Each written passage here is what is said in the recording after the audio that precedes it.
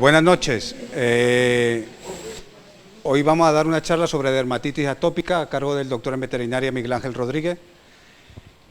Espero que sea muy interesante, que seguramente lo sea. Y como novedad lo estamos transmitiendo online para el resto de colegiados de la provincia. Esperamos que haya una buena acogida y si se ve que se verá interesante, pues es fácil que muchas de las jornadas que se organicen en el colegio las transmitamos online, se pondrán en la página web para que todos lo puedan ver cuando así lo quieran. Entonces, bueno, pues Miguel Ángel empezará. Gracias. Buenas noches, ¿qué tal? Lo primero, agradecer al... ¿Me oís bien? No. Lo primero, agradecer al colegio la oportunidad de estar aquí hoy. Nos ha costado un poquito de esfuerzo, pero al final hemos conseguido tener una fecha y un público que espero que entregado. Y bueno, agradecer a todos los veterinarios que venís. Son horas complicadas, al final es muy difícil elegir una hora que le satisfaga a todo el mundo, pero parece que este es el horario que más gusta en general a los veterinarios. Gracias a los veterinarios portugueses que habéis venido también, que es un esfuerzo creo que importante desde Portugal. Y bueno, os he preparado dos charlas. Vamos a hablar de la parte de diagnóstico de dermatitis atópica, de cómo establecer un protocolo para tratar de alguna manera de llegar a un buen diagnóstico, y luego vamos a hablar de las posibilidades terapéuticas que tiene esta enfermedad. Yo creo que es una enfermedad que luego iremos desgranando, que es una enfermedad complicada, que veis cada vez más a menudo en la clínica, y que debemos de hacer tanto un diagnóstico como un tratamiento personalizado, ¿vale? Lo importante, yo creo que de la dermatitis atópica es que el tratamiento es personalizado y totalmente individualizado, no es generalizado, que yo creo que es un poco el problema que tenemos. Es decir, queremos establecer un protocolo para dermatitis atópica y el protocolo que debemos establecer depende del animal con el que queramos trabajar. Bien, bueno, pues en esta primera charla os voy a hablar de la parte de alergia, de los diagnósticos, de qué alergenos están normalmente detrás de esa sintomatología que tenemos en las mascotas. Bueno, quería en primer lugar presentarnos quiénes somos. Somos un laboratorio que está en Madrid. La parte de veterinaria es un laboratorio farmacéutico de Humana que realiza igualmente en las instalaciones vacunas de veterinaria y cumplen exactamente la misma normativa que lo hacen las de Humana, es decir, que son las mismas instalaciones, pero que seguimos el mismo rigor y con las mismas exigencias que se hace para las vacunas de alergia humana. La parte de veterinaria, que es Diabet, es una parte certificada ISO 9000 y 14000, y bueno, contamos con el distribuidor también, que agradecemos igualmente su esfuerzo de venir aquí, con Nuno, que es Pluribet, que es nuestro distribuidor en la zona de Portugal. Bueno, quedamos más o menos como por aquí, en el Parque Tecnológico de Leganés, unas instalaciones que os voy a ir presentando. También son unos 4.000 metros cuadrados de instalaciones, en el que bueno, está centralizado tanto los laboratorios como la parte de logística. Es una de las apuestas de la compañía desde el comienzo, es la apuesta formativa. Creemos que lo ideal es hacer llegar al veterinario, bueno, pues el transmitir esos conocimientos de alguna manera, el sentir el apoyo de que hay alguien detrás y que puede echar mano cuando tenga pues, un problema o una duda. Son enfermedades complicadas y que de alguna manera pues, hay que sentir el apoyo. En ese sentido, presentaros igualmente los laboratorios por dentro. Son vacunas absolutamente individualizadas, una a una, personalizadas totalmente, y que, como os digo, cumplen normativa GMP, que está cada 3 años auditada por la Agencia Española del Medicamento. La última fue en septiembre del 2014, y veis la zona de fabricación de vacunas separada por lamas, en el que tendríamos una parte de zona de inyectables bajo flujo laminar, las mismas especificaciones que para una vacuna, como os digo, de alergia humana, y una zona contigua donde se fabricarían las vacunas de tipo oral, los sublinguales, que no requeriría una normativa tan exigente como llevan los inyectables en este caso. ¿Vale? El DJ solo lo ponemos para la parte de veterinaria, en ningún caso cuando fabrican las de humana. Bien, los objetivos de la compañía, en lo que trabajamos es en la parte de alergia y en la parte de infecciones bacterianas, que os presentaré al final en una breve diapositiva, que estuvimos precisamente hace poco en el Colegio de Cáceres pues ampliando. Bien, en ambos casos, tanto ofreceros la parte de diagnóstico, es decir, de qué hay detrás de esa enfermedad, cómo podemos diagnosticarla, y luego las posibilidades terapéuticas, en nuestro caso las vacunas, tanto de alergia como de infección. Bien, en esta primera parte lo que vamos a ver básicamente es la alergia, por qué se está incrementando tanto. Todo el mundo tenéis familiares, conocidos que son alérgicos de alguna manera, cada vez la prevalencia aumenta de una forma exponencial, y vemos a diario noticias que nos indican pues, que dentro de pocos años más de la mitad de la población será alérgica o habrá pues, un incremento demasiado exacerbado. Los alergenos implicados, vamos a hacer una valoración de la sintomatología, del diagnóstico diferencial. Estableceremos un protocolo diagnóstico partiendo de la base de que es una enfermedad que vamos a diagnosticar en la clínica. Es decir, creo que existe el concepto equivocado de que se manda a veces una muestra de suero a un laboratorio y el laboratorio nos dice si es alérgico o no. ¿Vale? Ese es un error. Es decir, la alergia, digamos, el diagnóstico de dermatitis atópica lo hacéis vosotros en la mesa de la clínica, ¿vale? Tras el descarte de determinadas enfermedades. Y acabaremos igualmente con unas conclusiones. Bien, para que veáis, son titulares que encontráis a diario en periódicos, en revistas, en tiradas nacionales, y que hablan un poco de la prevalencia de las enfermedades alérgicas, cada vez pues más importantes, y hablan igualmente de una alerta en el sentido de la aparición cada vez más frecuente de resistencias a antibióticos. Tenemos los antibióticos que tenemos y debemos de hacer un uso adecuado de ellos, y muchas veces pues, lo tratamos de forma inadecuada y matamos a cañonazos pues, los problemas que tenemos sobre la mesa, también lo comentaremos. Bien, ¿cuál es la causa más probable de este aumento de las alergias? Se asocia a factores de tipo ambiental. Tenemos una implantación de estrictas medidas de higiene, tenemos cada vez unas pautas de vacunación más estrictas también, y esto ha conllevado el hecho de que haya una esperanza de vida superior. Bien, el problema es que como consecuencia de esto hemos desocupado totalmente nuestro sistema inmune, no sabe contra qué defender, no tiene nada que hacer, y lo hemos puesto en la cola del paro, de tal manera que lo que hemos conseguido es que, por otro lado, sea algo proactivo y haya empezado a defenderse frente a sustancias que habitualmente eran no patógenas, eran inocuas, como son esos alergenos ambientales, pólenes, ácaros u otros extractos. En condiciones normales deberíamos tener, en animales sanos, un ratio 50-50 aproximadamente entre los linfocitos de tipo 1 y los de tipo 2, y en los animales que padecen dermatitis atópica lo que tenemos es este ratio alterado, hay muchos más linfocitos de tipo 2 que de tipo 1. ¿Vale? La inmunoterapia lo que va, de alguna manera, es a tratar de restablecer ese ratio y, por tanto, volver a la posición normal.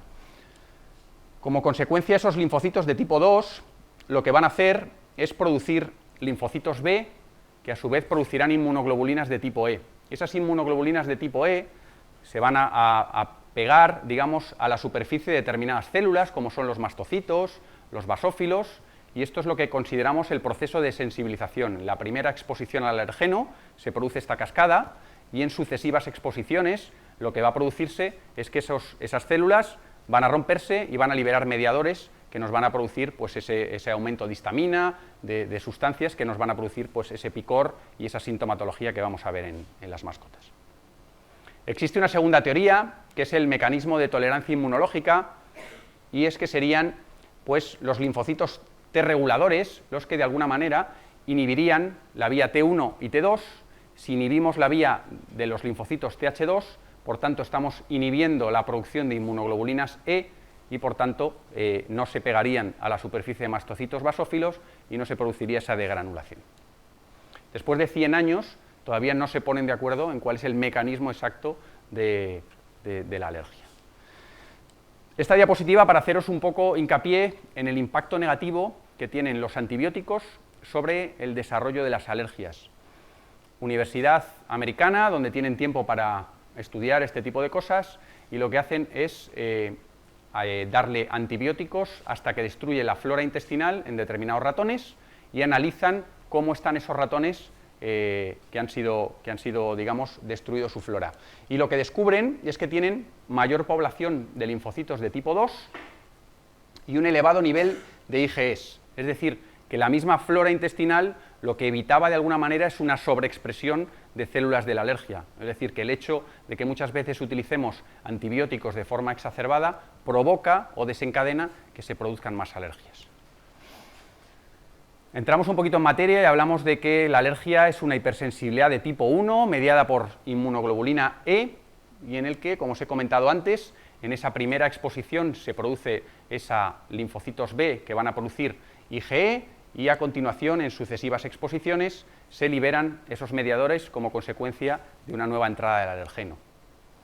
Bien, la evolución de la dermatitis atópica, ¿cuál es? Tenemos una piel sana, normal, en el que empieza a haber una penetración de los alergenos que normalmente es por vía percutánea. ¿Cuál es el problema de los animales atópicos? Que normalmente tienen disfunciones en esa barrera mucosa, es decir, es más fácil para los alergenos atravesar esa barrera. Una vez atraviesan, se produce esa fase de sensibilización en la primera penetración y en sucesivas exposiciones lo que se va a producir ya es una cadena, un desencadenamiento de una respuesta inflamatoria. Como consecuencia de esa respuesta inflamatoria, el animal va a comenzar a rascar y como consecuencia del rascado probablemente se produzcan infecciones secundarias que causen pioderma y que compliquen y agraven el proceso actual. Bien, el ciclo de la piel sería pues esa disfunción, a continuación irritación, infección, inflamación que desencadenan en ese tan temido picor y rascado continuo que de no controlarse pues produce, como sabéis, casos bastante graves. En cuanto a la exposición y la vía de entrada, pues como os he comentado, la vía percutánea, la vía del contacto parece ser la más habitual, es decir, el alergeno se deposita sobre la piel y es capaz de ir atravesando esa barrera. Y existen también descritas en la bibliografía la vía de la inyección, típica pues, de muchos medicamentos, de determinados insectos, igualmente. La vía de la ingestión, más habitual, por ejemplo, en alergias alimentarias. Y la vía de la inhalación, donde, bueno, pues igualmente, a través de la vía respiratoria, pues se producen los síntomas de tipo alérgico. Estos son más frecuentes, sobre todo en los gatos y en los caballos, donde la sintomatología respiratoria es mucho más habitual que en el caso de los perros, como sabéis. La alergia no deja de ser una respuesta inadecuada, excesiva a alergenos que de alguna manera deberían ser inocuos y no deberían causar problema y que, como hemos visto, pues hay una respuesta exacerbada y como ¿quiénes son los causantes? Pues en 3 de cada 4 ocasiones están los ácaros detrás de ello, tanto del polvo como los ácaros de almacén y probablemente en un porcentaje pues del 20-25% estarían detrás las gramíneas igualmente. ¿Vale? En mucho menor porcentaje pues tenemos determinados árboles, algún hongo, ¿vale? Pero esto es lo más habitual. Os traigo también un trabajo sobre alergia alimentaria que se presentó hace 2 años en el Congreso Europeo que se celebró en Valencia y que habla sobre un nivel de animales bastante importante, estamos hablando de casi 600 perros, en el que de alguna manera, pues, atendiendo a los criterios de Fabrot que luego veremos, se diagnosticó dermatitis atópica en un 58% de los casos y se sometió a una dieta de eliminación, lo primero, 8-10 semanas, con proteína hidrolizada, y se vio que de todos esos casos el 37% mejoraba solamente con la dieta, o sea que de alguna manera había una parte muy importante también que era una alergia alimentaria o que incluso estaban íntimamente ligadas y de hecho a día de hoy se considera la alergia alimentaria como un subtipo de atopia, es decir que de alguna manera debemos de tratarlas siempre conjuntamente. ¿Cuáles son los alergenos que estaban implicados bajo esos alergenos alimentarios principales? Pues eran las carnes, ternera, pollo, cordero, cerdo, es decir, lo que comen habitualmente en los piensos, los productos lácteos y luego en menor medida los cereales. Bien, os presento a los ácaros, tanto del polvo como de almacén, todos tenemos en todos los lados, nadie dice que los tiene en casa, pero bueno, Acarusiro, Thyrophagus y Lepidoglyphus son los principales ácaros de almacén y del género Dermatofagoides, tanto el Farine como el Pteronisinus son los ácaros del polvo principal. En veterinaria tiene mucha importancia el Farine, que es el ácaro normalmente por excelencia, que no tiene prácticamente importancia en humana, que es el Pteronisinus, el ácaro del polvo, por ejemplo, mucho más frecuente. Como veis, parece que comen palomitas y que están todo el día en el cine. Bueno, la vida del ácaro es bastante de cine porque es básicamente pues comer y reproducirse, o sea, que es yo creo que una vida, bueno, pues bastante llevadera, realmente. El clima que mejor toleran es el clima canario, que por otro lado al resto tampoco nos iría mal, 25 grados todo el año, humedad relativa alta, y les cuesta mucho más el ser activos con el frío, como a casi todos, por otro lado. ¿Vale? O sea que, bueno, es una vida bastante asequible. Bueno, una de las cosas, por ejemplo, que tenemos en la web y que solemos repartir en las clínicas es el tema de los calendarios polínicos, y es algo que deberíamos siempre tener en cuenta pues, a la hora de qué alergenos poner en nuestras vacunas. Es decir, muchas veces la teoría que había hasta ahora de la inmunoterapia es que tú tenías un diagnóstico de 17 positivos y tú metías 17 positivos dentro de una vacuna. Y luego dices, ¿qué eficacia tiene? Pues baja, normalmente baja. Es decir, lo que hay de alguna manera es que hacer una criba en ver qué alergenos están en el hábitat de ese animal. De poco vale meter todo dentro de un vial porque al final estás en el mismo volumen metiendo muchos alergenos y por tanto añadiendo muy poquita cantidad de cada alergeno. Y lo que estamos de alguna manera generando o tratando de generar con la inmunoterapia es un fenómeno de tolerancia, es decir, que se haga tolerante, que se acostumbre a ese extracto alergénico. ¿Vale? Bien, entramos en materia y vemos una definición que hizo Carlotti hace muchos años sobre dermatitis atópica, y hablaba de que era una predisposición genética a desarrollar una enfermedad que es alérgica, cutánea, es decir, que normalmente tiene una importancia la piel, inflamatoria y que cursa con prurito, y asociada a unos niveles elevados de inmunoglobulina E frente a alergenos ambientales. Bien, esta es una definición que ya deja de lado otra enfermedad que hemos conocido gracias al exagerado aumento del bulldog francés en nuestros propietarios. Es decir, que es lo que denominamos dermatitis atópica intrínseca o atopic-like dermatitis, que es una enfermedad que cursa con toda la sintomatología igual, es decir, el bulldog francés dices es atópico, estoy seguro, ¿vale? Tiene los mismos síntomas que tiene uno que tiene una dermatitis atópica normal, pero no somos capaces de detectar inmunoglobulinas E en el suero, bien a través de una prueba in vitro, porque mandéis el suero, bien a través de una intradermorreacción in vivo, porque no tienen esos elevados niveles de inmunoglobulina E. ¿Cuál es el problema? Que la inmunoterapia no es una alternativa a la hora del tratamiento porque no sabríamos contra qué fabricarla. ¿Vale? Bien, el problema de esta enfermedad es que es una enfermedad multifactorial, es decir, que hay un montón de factores que de alguna manera pueden agravar o pueden complicar el proceso. Dentro de los factores intrínsecos, pues vale la pena hablar de que es una enfermedad genética, es decir, hay determinadas razas predispuestas y por tanto se le puede decir al propietario, yo no le dije que se comprara un bulldog francés, ¿vale?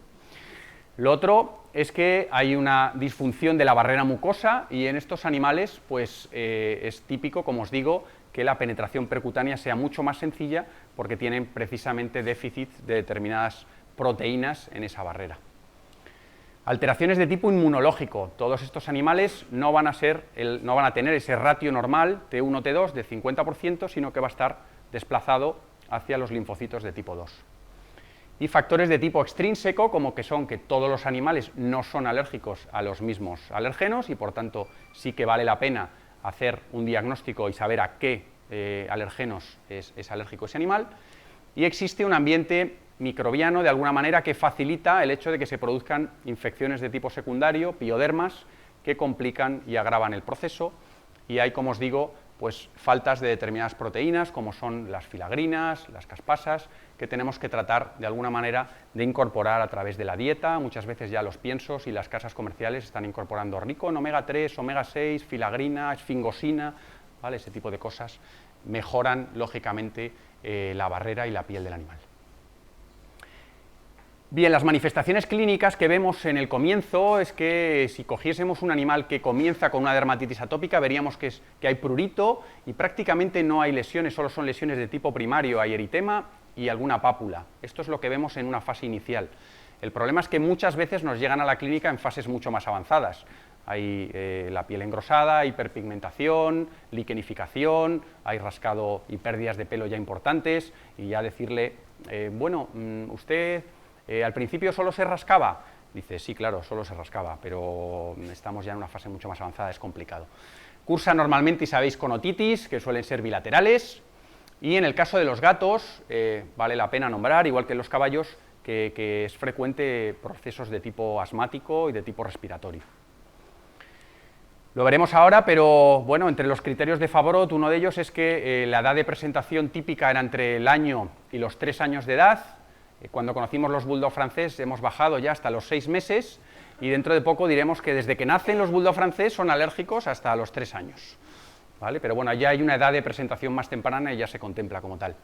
Y luego hay una presentación un poco extraña que ahora os mostraré, que en las 9 razas que está descritas un poco los patrones, y es que hay una afectación de la zona dorsal en el caso del Westie o del Shar-Pei, que lo podría confundir con una alergia a pulgas, que es más típica de esa zona, como veremos ahora. Bien, es una enfermedad que de por sí es un dolor, o sea, es difícil de controlar, desesperante para el propietario, y bueno, pues y en esas letras en inglés nos da un poco el diagnóstico diferencial que los que de alguna manera deberíamos de realizar a cualquier perro que entra con prurito en la consulta, ¿vale? Esa P de parásitos, esas sarnas diferentes, la A de alergia, donde incluiríamos pues dermatitis atópica, alergia alimentaria, denominada ahora reacción adversa al alimento, o la picadura, la alergia de pulgas. Las infecciones, sobre todo infecciones por estafilo normalmente, o por malasecia, y la N, que sería un poco el cajón de las neoplasias, algo neuropático, ¿vale? En el caso de los gatos existiría la E de estrés, que deberíamos también incluir como causa de prurito. ¿Vale? Bien, diagnóstico diferencial de una dermatosis pruriginosa. Llega un perrito a la consulta y lo podemos echar a suertes, no tenemos ni idea de lo que le pasa, y le podemos dar la ración mágica de antibiótico córtico y rezar porque no venga dentro de poco a la consulta, sino que tengamos la suerte de que se vaya a otro veterinario. ¿Vale? Bien. O realmente ponernos a pensar y decir, bueno, ¿qué es lo que les puede estar pasando a este animal? ¿Vale? Dentro de eso, en esa definición que hemos visto antes de pain, sería llevado al papel, sería las alergias, esa dermatitis de APP o alimentos, tendríamos bueno, pues esos parásitos, sarnas, sobre todo sarcoptes o otras infectaciones por ácaros, tendríamos las infecciones con estafilos y malasecia y tendríamos un poquito el cajón desastre de otros tipos de causas que pueden causar prurito. En el caso de los gatos sería parecido, incluyendo quizás los dermatofitos también como una causa habitual de prurito, ¿vale? Si veis en los libros de gatos no se denomina dermatitis atópica a esta enfermedad, sino que se le denomina hipersensibilidad no a pulgas, no a alimentos, ¿vale? Yo estoy convencido de que es una venganza de la gente de gatos, porque cuando se saca un medicamento nunca es para gatos, entonces los pobres dicen, bueno, pues ahora atente a las consecuencias, no le voy a llamar dermatitis atópica, sino que le voy a denominar hipersensibilidad no a pulgas, no a alimentos. Bien, tampoco en los libros hasta hace poco se le llamaba alergia alimentaria y todos lo conocíamos como alergia alimentaria y ahora se ha englobado en el término reacción adversa al alimento y vaya usted a saber qué hay detrás de eso. Os he comentado antes que es una enfermedad que deberíamos diagnosticar en la clínica y por tanto la historia clínica es fundamental, el estar un tiempo con el propietario preguntándole y siendo capaz de soportar que cada pregunta que le hagas igual te dé una respuesta diferente, ¿vale? Entonces le preguntas lo mismo, le vuelves a preguntar lo mismo en la tercera y te dices, no, pero en la primera me has dicho esto, ya, pero vale, bien. Entonces, bueno, ¿qué preguntas deberíamos hacer o deberíamos estar siempre incorporadas? Pues la edad de presentación, es decir, son animales jóvenes, la mayoría, vamos a decir 6 meses, 3 años, iremos bajando la edad de inicio, como os he comentado, pero son animales normalmente jóvenes. Es raro en animales mayores, se está descrito en un 10% de los casos en animales mayores de 6 años. El hábitat, normalmente se dice que son animales de tipo de vida indoor, es decir, que viven habitualmente en casa, que pasan mucho tiempo con su peluche, con el sillón, con la alfombra, con el polvo de casa y que de alguna manera están los ácaros detrás de esa sintomatología. Si conviven o no con otros animales y si hay una afección, bueno, nos puede dar pistas sobre si es una zoonosis y por tanto no es un proceso de tipo alérgico. Bien, la alimentación es muy importante conocerla y este es un trabajo que tenéis arduo también, decirle, bueno, vamos a hacer una dieta de eliminación, le vamos a dar una proteína hidrolizada de tal. Entonces cuando viene a las 3 semanas te dice, es que le doy pan y chorizo luego porque le gusta mucho después de los fines de semana. Ya, pero si es una dieta de eliminación es solo con esto. Bueno, esto es costosísimo, yo creo que lo lleven a cabo, pero sería la fórmula correcta. De cualquier manera, como os he comentado, es muy importante controlar la alimentación porque puede ser una causa de prurito por sí sola y igualmente puede aumentar que haya una combinación de alergia ambiental y de alergia alimentaria. La estacionalidad nos puede dar pista un poco sobre los alergenos que están detrás de esa sintomatología. Igualmente es un problema 2 meses en el año, 3 meses, es un problema cuando vive en Badajoz, está fenomenal, pero cuando se va a Huelva, en la playa en verano, se pone fatal, ¿vale? Bueno, pues nos puede dar una pista sobre qué alérgenos de alguna manera están detrás, ¿vale? Y luego, si es un problema todo el año y tú tienes un test serológico y de alguna manera te dice que es alérgico a una planta que sabes que poliniza 2 meses en el año, pues evidentemente hay algo ahí que no cuadra mucho, algo nos estamos dejando de lado. Vale, el horario de agravamiento, por ejemplo, es importante a la hora de los caballos. Muchas alergias que están mediadas por insectos, pues sabéis que los insectos son más activos a primera hora de la mañana, a última, cuando los caballos pastan, y dices, está mucho peor por las mañanas, y luego cuando está estabulado, pues está bastante bien. Bueno, puede darnos una pista sobre que es una alergia a insectos. El informe veterinario siempre es importante tenerlo porque son animales, como hemos comentado, que irán de clínica en clínica y que os iréis pasando y contando el caso, ¿vale?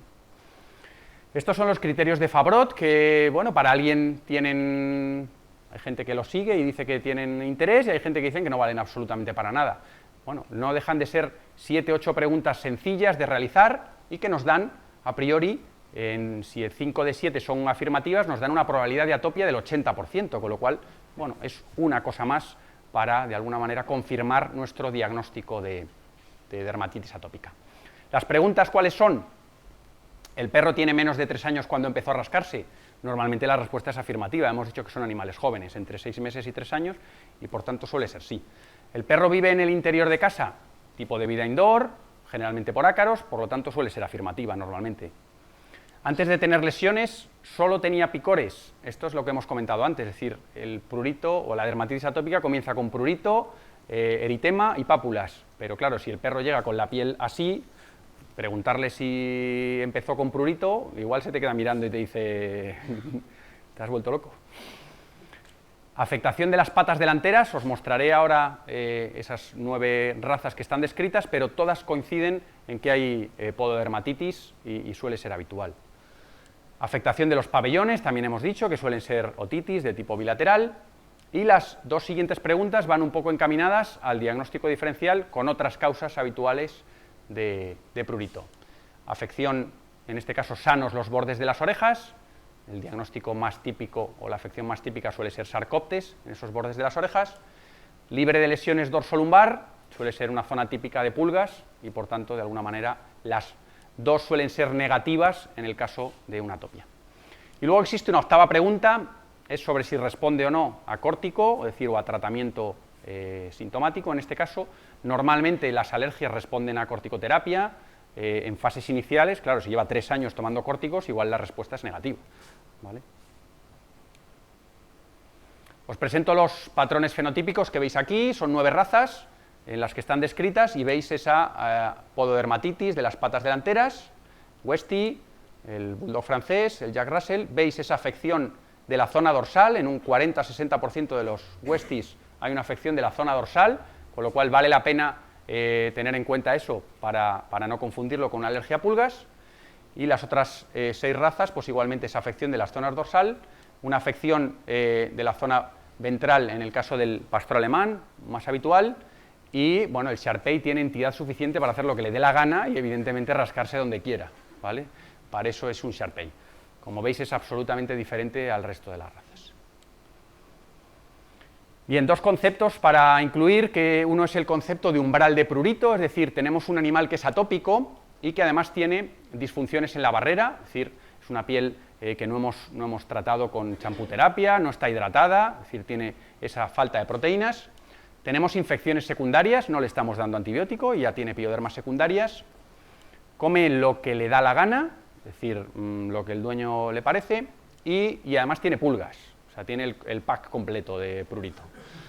Bien, tenemos al mismo animal en el que hemos controlado esos 4 conceptos, es decir, le hemos dado una dieta equilibrada, hemos dado antibiótico, le hemos dado champús para controlar eso y hemos dado un tratamiento correcto para las pulgas, y el mismo animal está por debajo de su umbral de prurito sin hacer nada sobre la dermatitis atópica y el animal deja de rascarse. ¿Vale?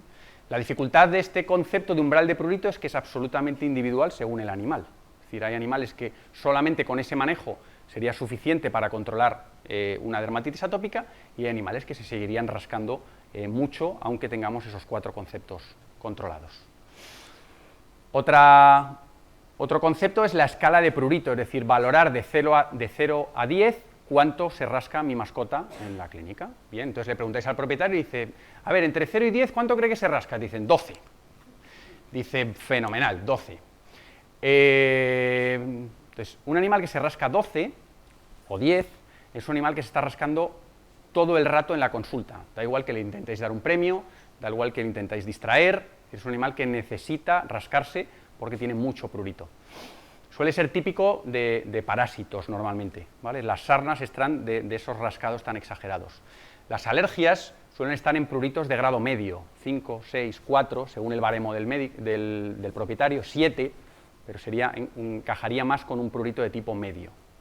Es decir, son animales que durante la consulta los vais a ver rascarse, pero no van a estar rascándose continuamente y sois capaces de distraerlos con un juguete, con un premio, y el animal no se acuerda que se tiene que rascar. Entramos en el protocolo diagnóstico y vamos un poco sobre las mismas letras igual, es decir, parásitos, vamos a hacer raspados, improntas, la prueba de cepillado, es decir, todo tipo de técnicas para de alguna manera ver si hay parásitos detrás de eso, ¿vale? Y tenemos un diagnóstico negativo, no hemos sido capaces de ver parásitos, bueno, entendemos que no es el problema que está en nuestra mascota en este caso. Nos vamos a la segunda parte, infecciones, vamos a hacer una citología, podemos ver si tiene cocos, si no, si vemos otra cosa, podemos examinarlo con la lámpara de Good, podemos hacer un cultivo de hongos, mandar para ver si hay dermatofitos, y podemos hacer una serie de cosas, y nos sale igualmente que es negativo, no tiene una base de infección igualmente, y nos vamos a la tercera posibilidad, es decir, que sea un problema alérgico, que probablemente es lo que creemos desde el principio muchas veces, incluso hemos añadido los criterios de Fabrot y nos sale que es positivo, y valoramos en primer lugar que sea un problema de pulgas. Vamos a tratar las pulgas, vamos a ver, el animal no mejora, sigue sin mejorar. ¿Qué debemos hacer a continuación? Deberíamos hacer una dieta de eliminación, es decir, ponerle a comer algo que no haya comido hasta la fecha, es decir, utilizar proteína Nobel, o utilizar proteína hidrolizada, o utilizar proteína hipoalergénica, es decir, cualquiera de las opciones, o una dieta casera, como os digo, con una proteína Nobel que no haya comido, lo que el propietario esté seguro de poder realizar, pero de forma fehaciente durante 8 o 10 semanas. Si el animal no mejora, tenemos un diagnóstico de dermatitis atópica, ¿vale? Es decir, hemos descartado parásitos, hemos descartado infecciones, el animal no ha mejorado ni con el tratamiento de pulgas ni con la dieta de eliminación y tenemos una dermatitis atópica. Nos podemos quedar ahí, es decir, tenemos nuestro diagnóstico, ¿vale? Es decir, o podemos decir, bueno, yo valoro que el tratamiento de inmunoterapia puede ser una alternativa en este animal y entonces me planteo hacer unas pruebas. Si no me planteo hacer un tratamiento de inmunoterapia, hacer unas pruebas sirve pues para ir al mercado y que la señora diga, pues yo tengo un perro alérgico al ácaro de, no sé, no soy capaz de describir el nombre que me han dicho, ¿vale? Pero no vale de nada, las medidas que tengamos para evitar el alergeno son muy poco efectivas y de alguna manera no van a mejorar la sintomatología de ese animal. Bien, si optamos por hacer una serología, lo que tenemos que saber es que pues la comunidad científica acepta como que existe una buena correlación entre la serología y la intradermorreacción, que está considerada, como sabéis, el gold estándar dentro de este tipo de pruebas, y evidentemente es mucho más sencillo sacarle sangre a un animal y enviarla al laboratorio para que nos diga que es alérgico que ponernos a rasurar al animal que según la propietaria puede ser un drama eso, claro. ¿Qué vas a qué? ¿Vale? Entonces, bueno, que sepáis que dentro de ese suero lo que nosotros estamos buscando son anticuerpos de tipo IgE, pero que existen en una proporción muchísimo más elevada inmunoglobulinas de tipo G, ¿vale? Del orden de 200.000 veces más que las de tipo IgE. Entonces, el hecho de que nuestro anticuerpo, de alguna manera, que nuestra técnica se pegue específicamente a uno o a otro, hará que nuestro test sea lo suficientemente sensible y específico. Os quería enseñar un poco en qué consiste el test in vitro. Tenemos una placa tapizada con distintas proteínas a la que vamos a adicionar el suero que vosotros enviáis desde la clínica, ¿vale? Ese suero, como os digo, tiene IgEs, que tienen ese puntito azul, y el resto son IgGs. Ellas van a reconocer el alergeno al que se supone que está generando esa sintomatología y la calidad, como os comento, de ese segundo anticuerpo que nosotros adicionemos y que solo se pegue a esas IgEs hace que ese diagnóstico sea lo suficientemente sensible y específico y que tenga buenos resultados. A partir de aquí es una reacción colorimétrica, sabéis que se para luego la reacción a un tiempo determinado para hacer que el ensayo sea totalmente reproducible entre unas ocasiones y otras. Bien, os presento también pues, artículos que hay publicados a la hora de distintos test intra o interlaboratorio en el que existe esa correlación entre la intradermorreacción y el test ALERCEP que nosotros llevamos y otros test de tipo comercial que son de tipo monoclonal y con policlonales, y el problema no es que no detecten, todas están detectando esas IgEs, vamos a decir, sino que ese tipo de test también te están detectando muchos IgGs o otras cosas, ¿vale? Veis muchas botellitas rojas, muchos resultados positivos que de alguna manera complican mucho a la hora de poder recomendar una inmunoterapia. Cuando tienes un resultado que de 20 o 24 alergenos que hayas testado tienes 20 positivos, ¿quién es el que saca la bolita mágica para saber qué alergenos debes incluir en la vacuna? Una de las preguntas que contáis habitualmente es: tengo un animal con medicación, ¿cuánto tiempo tengo que estar sin medicación para poder hacer unas pruebas? Los señores de Zoetis dicen que el Apoquel no interfiere, es lo que menos interfiere, pero sí interfiere, ¿vale? Pero es lo menos malo. La ciclosporina nos exigiría tiempos de un mes sin medicación, y los córticos a dosis por encima de 0,5 miligramos kilo día exactamente igual, aproximadamente 3-4 semanas. Entonces, la recomendación, si podéis hacerlo, es que cuando el perrito llega a la consulta y tenéis, pues, de alguna manera, una sospecha de que hay una dermatitis atópica y que el propietario, pues, en un momento determinado puede querer realizar un test, es sacarle una muestra de sangre y congelarla, ¿vale? Sobre esa muestra limpia que tenéis, el día que el propietario decida, que será 3 meses o 6 meses más tarde, sacáis la muestra al congelador y la enviáis al laboratorio, ¿vale? Y evitáis todo este tipo de cosas de ahora tengo que estar un mes sin medicación, y entonces le dices al propietario cuando se está rascando a morir que le vas a quitar un mes la medicación y te dice tú te has vuelto loco, yo me voy a otro veterinario, ¿vale? Una pregunta. Dime.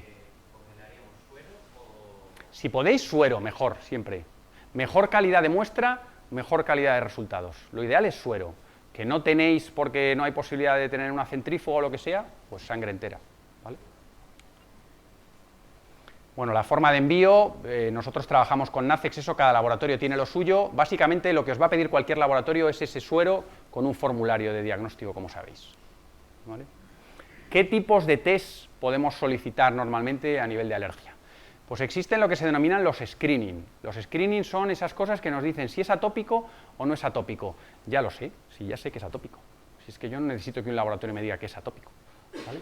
Para mí es una prueba que no tiene ningún valor y que solo no para más que encarecer todo el ciclo al final que el propietario tiene que pagar por todo esto, y que al final muchas veces le hacen desinflarse de poder optar a esto como alternativa, ¿vale? No tiene demasiado sentido, no nos dice nada que no sepamos ya. Si hemos hecho un buen protocolo diagnóstico y de alguna manera hemos discriminado, ya sabemos que el perro es atópico. Lo peor que nos puede suceder es que nos salga todo negativo un atopic-like. Eso sería lo peor que nos puede suceder. Quizás en los bulldog francés sería la única raza en la que podríamos plantearnos hacer un screening y valorar por poco dinero si hay un elevado nivel de inmunoglobulinas E, y si a partir de ahí es positivo, plantearnos el panel. Pero si no, yo siempre opto por hacer directamente el panel, porque me va a decir a qué es alérgico, ¿vale? El panel, como os digo, el panel ambiental es lo que de alguna manera pormenorizadamente nos describe todos los alergenos y nos da un valor positivo o negativo, con una recomendación sobre si incluir o no en la inmunoterapia. Panel alimentario yo no lo haría serológicamente, ¿vale? Siempre haría una dieta de eliminación. Y dices, ¿y entonces por qué lo tenéis? Porque es que hay veterinarios que le exige el propietario que tenga que tener un papel que le diga que puede comer o no puede comer, ¿vale? Lo tenemos por eso, pero siempre explicamos lo mismo. Los test serológicos a nivel alimentario, hay hasta un 40% de animales sanos que tienen elevados niveles de inmunoglobulinas E. Es decir, que os va a salir positivos y el animal no es alérgico a ese alimento, ¿vale? Simplemente tiene un valor alto. De hecho, si le quitaseis el alimento, el animal no mejoraría, ¿vale? Por lo tanto, parece ser que solo tienen interés a nivel de los negativos, es decir, hay una sensibilidad alta y parece ser que lo que es negativo, hasta en un 80-85% de las veces, es realmente negativo y por tanto lo podría comer. Es decir, nos serviría de pista para qué poner en la dieta, incluir en la dieta de ese animal, ¿vale? Luego existen test específicos de saliva de pulga, es decir, nos daría un diagnóstico de saliva de pulga y en este caso el test Allercept de GESCA es el único que mide exclusivamente la saliva de pulga porque tiene la patente a nivel mundial. Es decir, el resto de laboratorios lo que te están midiendo es un cuerpo entero de pulga machacado, metido en un extracto que no es absolutamente alergénico y por tanto no tiene ningún valor el diagnóstico. Bien, os presento un poco lo que sería el tipo de informe en el que de alguna manera pues, nos describiría ese panel ambiental pormenorizadamente, el resultado positivo o negativo sobre todos los alergenos y nos daría una recomendación de inmunoterapia sobre los resultados que tenemos, ¿vale? En este caso es bastante evidente, hay 3 ácaros, no hay demasiado complicado en el proceso. Me he traído el ejemplo fácil, como habéis visto. Conclusiones para esta primera charla. La alergia es un problema creciente, está tasado aproximadamente en un 15% en el caso de los animales, pero sigue en aumento y sobre todo en zonas industriales. Los neumoalergenos más frecuentes en veterinaria, esos ácaros sobre todo, casi 3 de cada 4 ocasiones y en zonas de costa a veces más incluso, y los pólenes. El cuadro de la atopia comienza con prurito, básicamente solamente esas lesiones de tipo primario, pero muchas veces llegan a la clínica ya mucho más complicados. Ese diagnóstico diferencial de prurito siempre a través de lo que hacéis vosotros en la clínica, con esa historia, esa anamnesis y ese protocolo diagnóstico. Los test serológicos como herramienta en la identificación, no en el diagnóstico, ¿vale? No nos van a decir si es o no, simplemente nos van a decir, te van a confirmar y a qué es alérgico. Y bueno, la valoración, como os digo, en casos de gatos en asma felino, que tienen muchas veces una base de tipo alérgico, ¿vale?